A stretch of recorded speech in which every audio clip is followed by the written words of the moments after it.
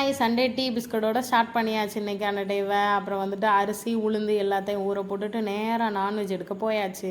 சண்டேனா நான்வெஜ் இல்லைன்னா நமக்குலாம் சண்டே ஃபுல்ஃபில் ஆகாதுன்னு சொல்லிட்டு நேராக மீன் வாங்க போயிட்டேன். நான் வந்து எல்லா மீனும் ஃப்ரெஷ்ஷாக இருந்தது. சரி சங்கரா மீனை வாங்கிட்டு கிளம்பிடலான்னு சொல்லிட்டு வீட்டுக்கு வர வழியில் ஜூஸும் குடிச்சாச்சு.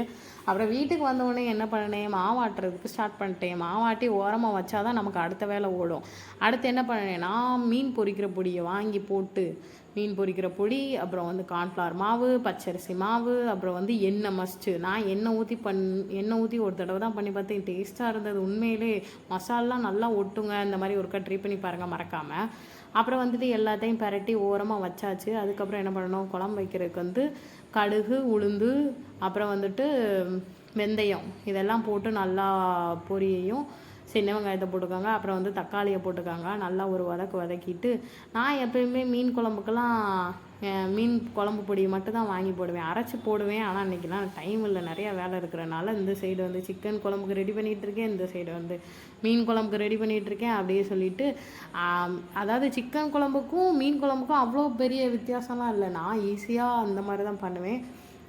எப்பயும் போல் வதக்கிட்டு மாங்காய் இருந்ததுன்னா மாங்காவை ஆட் பண்ணிக்கோங்க. ஆட் பண்ணிவிட்டு மீன் குழம்பு பொடியை போட்டு 2 ஸ்பூன் மல்லித்தூள் போட்டிங்க அப்படின்னா கொஞ்சம் குழுன்னு வரும். மீன் நல்லா குழம்பு வந்து கட்டியாக வர்ற மாதிரி இருக்கும். அந்த மாதிரி பண்ணிடுங்க. அப்புறம் வந்துட்டு சிக்கன் குழம்புக்கு வந்து சிக்கன் கிரேவி பொடி எந்த பிராண்டாக இருந்தாலும் பரவாயில்ல, ஒவ்வொருத்தவங்களுக்கு ஒவ்வொரு பிராண்டு பிடிக்கும். அவங்களுக்கு பிடிச்சதை எல்லாத்தையும் வாங்கி போட்டு ஒரு கிண்டி ஓரமாக வச்சு நல்லா கொதிக்க விடணும். கொதிக்க விடுறதுல தான் நமக்கு பொறுமை இருக்கணும்.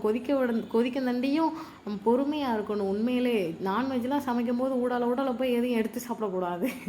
எங்கள் வீட்டுக்காரங்களாம் ரெடி ஆயிடுச்சான்ட்டு இருப்பாங்க. நான்லாம் பொறுமையாக அந்த எண்ணெய் பிரிஞ்சு வர்ற தண்டியும் அமைதியாக இருக்கணும் அப்படின்னு சொல்லிட்டு எல்லாத்தையும் கொதிக்க விட்டுட்டு ரெண்டுமே எண்ணெய் பிரிஞ்சு வந்தோடனே ஆஃப் பண்ணிடணும். ஆஃப் பண்ணிவிட்டு என்ன பண்ணணும், அடுத்து பசி வேறு ஓவராக இருந்தது. மார்னிங்லாம் சண்டேலாம் சாப்பிட்றது கிடையாது, நேராக லஞ்சுக்கு தான் எல்லாத்தையும் ரெடி பண்ணிவிட்டு 2 பேரும் தட்டில் எடுத்து போட்டு டிவி வேறு போட்டு ஒரு படம் ஓடிக்கிட்டு இருந்தது.